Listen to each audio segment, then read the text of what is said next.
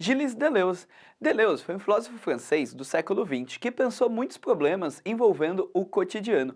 A filosofia de Deleuze vai trocar uma ideia com coisas do dia a dia do cidadão. Por exemplo, ele vai falar muito na questão de liberdade, de política e até mesmo do cinema. Quer ver só?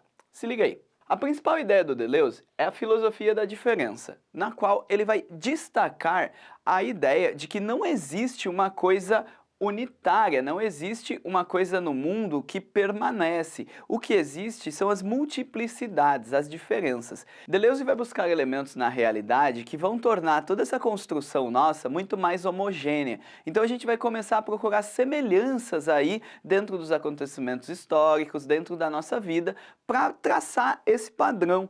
E ele vai falar que, cara, a gente segue um padrão muito mais por conveniência e não porque esse padrão é uma parada natural. E essa ideia do Deleuze, ela é bem bacana e presente na filosofia desde os tempos mais primórdios, talvez não necessariamente assim, mas essa discussão aí sobre a ideia da unidade, a ideia da multiplicidade, a gente pode datar isso, mano, desde lá de antes de Platão. Olha só, se a gente pegar, por exemplo, as influências do Deleuze, eu posso colocar que Heráclito, aquele filósofo lá pré-socrático, do começo da filosofia, que dizia que tudo era fogo, falando que os opostos, eles, enfim, davam movimento ao mundo, toda essa parada, dá para fazer uma analogia muito legal com as teorias do Deleuze. Por quê? O Heráclito é o cara que vai brigar com o Parmênides para falar que o mundo não é uno, o mundo é múltiplo, né? Ele está sempre mudando. E o que o Deleuze está falando é justamente desse devir, ainda que não seja a mesma coisa, os dois trocam ideia sobre o que é essa transformação. Os dois vão falar que o mundo ele não é estático, ele está sempre mudando. O que o Deleuze vai adicionar é que nós, seres humanos, temos esse hábito, por conveniência aí, de manter esse padrão. Romper padrão pra gente não é uma parada da hora. A gente não curte, a gente curte essa segurança da rotina. E aí o Deleuze vai se inspirar numa cambada de gente aí. O Spinoza, o Bergson, o Nietzsche, até mesmo o Kant. Não necessariamente o Deleuze vai estar apoiando essas ideias. Muitas dessas ideias, Deleuze é contrário, vai falar, mano, olha que absurdo que esse cara falou, e aí fala um monte em cima. Então a parada do Deleuze não necessariamente é concordar com toda essa renca de gente aqui. Mas se liga, além dessa parada da teoria das diferenças, o Deleuze fala de muito mais coisa.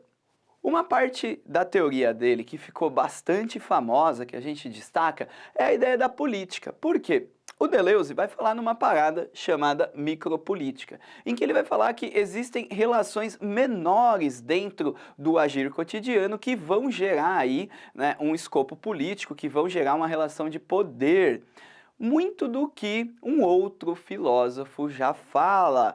Michel Foucault era um outro filósofo francês que adorava discutir também essa ideia, né, da microfísica do poder e das relações entre pessoas, gerando aí o poder. Mas o Foucault é um assunto para uma outra aula. Seguindo a ideia da política do Deleuze, Deleuze fala muito que existe todo esse sistema, toda essa estrutura que tenta controlar a população, que tenta deixar a parada toda homogênea e exercer um controle sobre o indivíduo.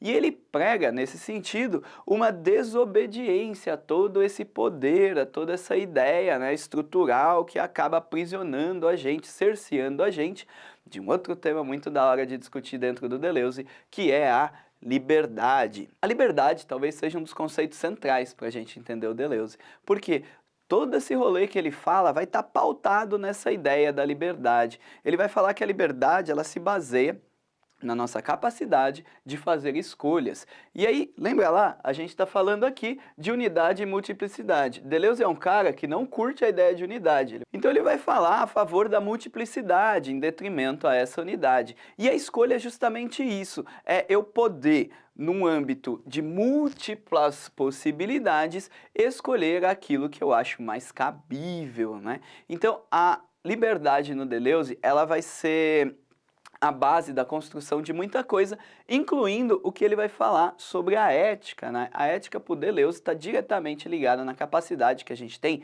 de fazer escolhas.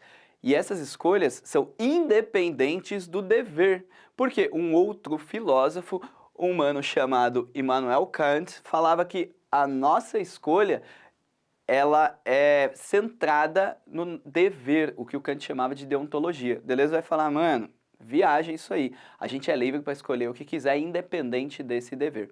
E para finalizar, não podia deixar de falar de uma coisa que muita gente que estuda Deleuze é fascinado, que é a ideia do cinema. O Deleuze gostava muito dessa sétima arte aí, né? E ele escreveu uma série de livros falando, detalhando, né, o que ele achava do cinema, contribuindo para essa faceta artística aí da humanidade. Aí a parada do Deleuze é basicamente falar que o cinema é uma captura daquele momento temporal, assim, ele é um reflexo desse tempo. Enfim, então Deleuze vai fazer essas ligações, ele tem duas obras que falam sobre isso, né? E ele faz essa ligação da temporalidade com o cinema, com a arte e tudo mais. Bom, é isso aí. Esse foi um resumo do Deleuze. Eu vou ficando por aqui. Espero que você tenha gostado da aula. Não esquece de se inscrever no canal e tchau!